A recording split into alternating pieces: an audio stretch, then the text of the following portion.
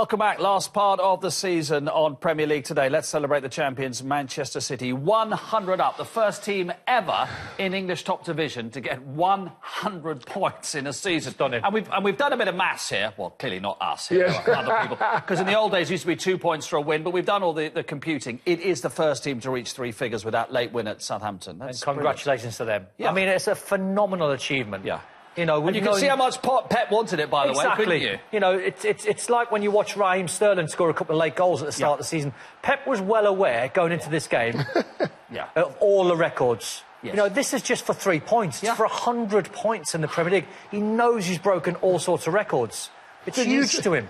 Did you see the cameraman in the middle of that? He's trying to get his camera out and he's got absolutely piled Look at what it means to them. Look at the fans, look at the players, look at the staff.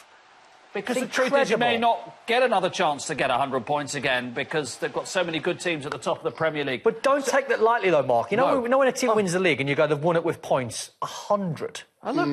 So what we've done is, obviously, the Premier League started in 1992-93, so there are quite a few Premier League records. But, you know, English football goes back to the late 1880s. No one's got 100 points before. Even in the days of 42 league games, no one won as many as 32.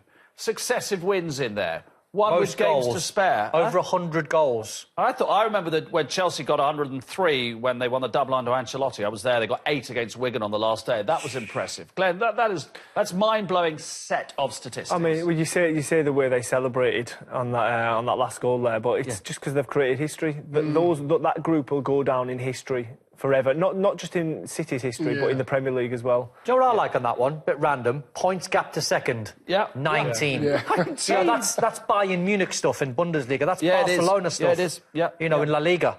Yeah. They have played the best brand of football that the Premier League's ever seen. You're in no doubt of that. I'm talking about the brand of football, the way they played the game, the way that the Don's pointed out many times this season, the way that Pep set them out with these little traps and these plays that they've done, and he's explained how they work, and you know, and he's absolutely bang on. And it was some of their players. It was often questioned when Pep was at Barcelona, when we'd faced them in the Champions League, and he couldn't do it in England, couldn't do it on a Tuesday night away at Stoke and things like that. But he's come and he's done it, and he's just week in, week out, whatever day of the week, whatever the opposition. This will be this is the easiest season for Man City under Pep so far. I know that he's only just getting his feel for it. But next season, can they do it again? Are they going to be that good? Is he still going to buy more players? Because I know the other teams now know how they're going to play. Are they all going to squeeze? Like you say, you can squeeze some teams, you can not squeeze other teams. Tash on Gundogan, by the way. Gundogan. Amazing Tash. I missed the Tash. I missed it. Super Mario. Huh? It looks like Super Mario. It was amazing. It was. Now, Glenn, what do you think they might do then? Because obviously they brought in last year players like Laporte and Edison, and Kyle Walker came in as well. Do they need maybe another centre-back because of the age of company? There it is. Do they need another centre-forward if Aguero goes? Do they need another holding midfield? I don't know. What do you think? There's only one man knows that, and he's got a vision. He knows exactly what it is, and he will strengthen. He won't stand still, and I think he will dominate again next year. I don't think anyone will catch them. So that's the thing, isn't it? It's like everyone gets caught up in, what are Liverpool going to do? They've got Naby Keita coming through the door. They might get Oblak. They might get Alisson. What Man United going to do? They're going to throw money at it. So is Pep, by the way. Yeah. You see some of the players that he's been linked with over the last month. Riyad Mahrez again yesterday. Fred from Shakhtar. Jorginho is a possible replacement for Fernandinho. Who's at Napoli now, isn't he? Incredible players. He evolves. He takes the game forward. He doesn't sit still on top. He wants to progress all the time. Even though he's the best, he still progresses. And the interesting thing now is that we've loved watching. We've already discussed how much we've loved watching Liverpool, and Tottenham have done brilliantly. Man United, in terms of pure punter enjoyment, are not in the bracket of those two, are they? Nowhere near. But they came second. They are the closest to Manchester City. I mean, and they will go again big time, won't they? They'll spend an absolute fortune this summer. I'm not saying because you spend money you're going to get results, but because City were that good, Man United probably didn't have such a bad season, and Liverpool probably didn't have a bad season, but Man City was so far ahead, they made everybody else look silly. What will United do you think, apart from spend lots of money?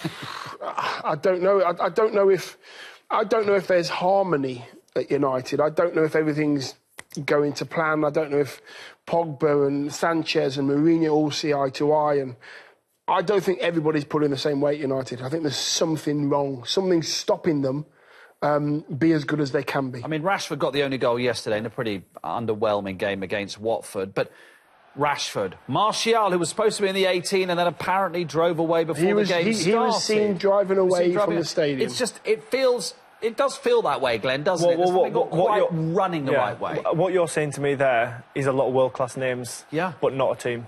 Yeah. To me, if Mourinho can gel them as a team, there's no doubt they will be a threat. But at the minute, they're playing as individuals.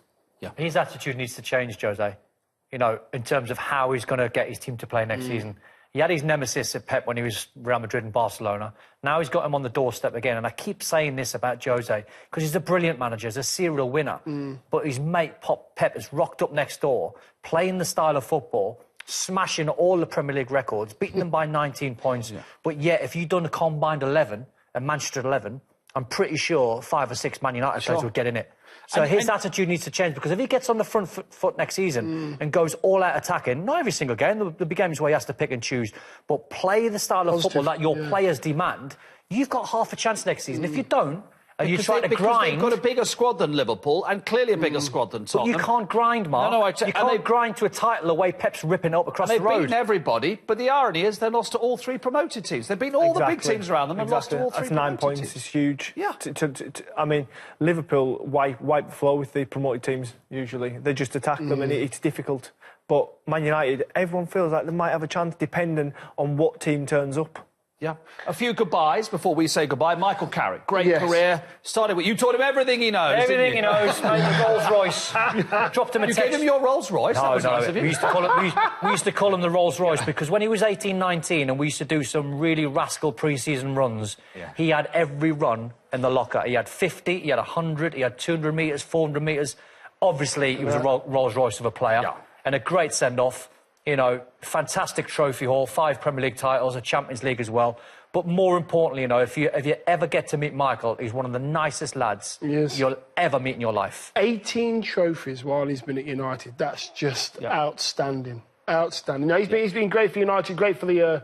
I'm glad he's staying at United. Yes, definitely. I'm glad he's staying at United because that'll be great for the players that they're going to try and bring through as well. And Yaya Toure leaving Manchester City, but wants to stay in the Premier League. Does he like the seaside?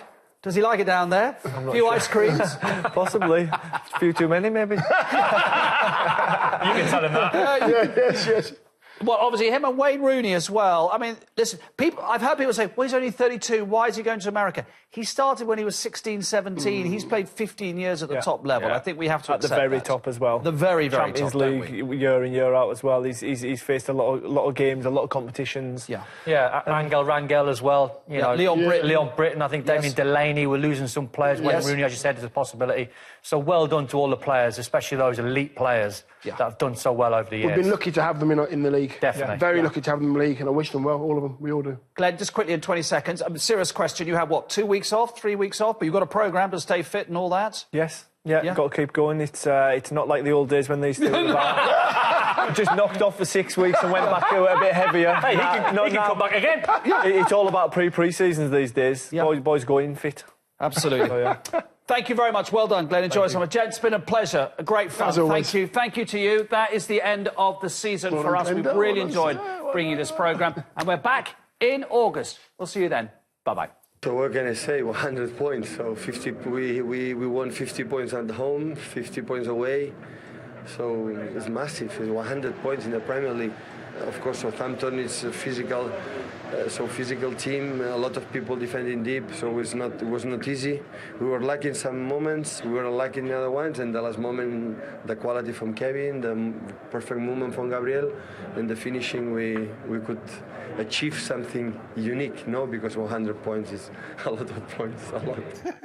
It is, Pep, it is, and it's not just the only record they've broken, because look at that, so many firsts, wins, goals scored, shot conversion rate, fewest shots faced, possession, passes, pass accuracy.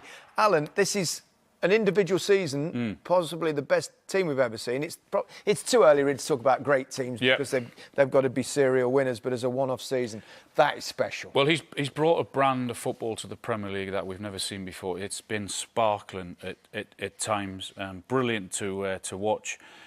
You can't say they are a great team yet. They've given us great moments this season, but great teams go on to win successive titles. Great teams are successful. But that's in not their Europe. fault. It's their first season. Absolutely, they've got every chance of doing that, season. but you can't call them a great team yet. You can't compare them to the United team that I think that's a great team yet. But they're here to stay. There's no doubt about that, and they will strengthen in the summer. There's no doubt about that. Yeah, That's a great team, though. oh yeah. Yeah, maybe No, not. it's a great team. Yeah. It's, it's not necessarily the greatest yet, No, but yeah. and a great goal as well. It was- Challenge do you think next season? I'm gonna probably say Liverpool.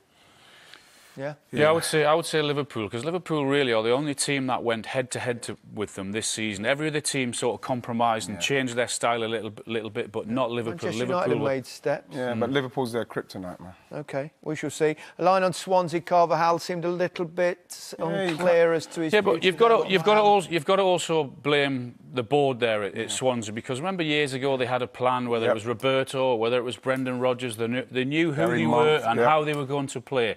Recently they've panicked and that's what's cost them. Yep. Yeah, he had the original bounce, didn't he? As we saw. He from did, the yeah. numbers there, but then they kind of got punctured. I know. He couldn't seem to keep that effervescence going. They couldn't seem to keep it going. No, shame. Full match.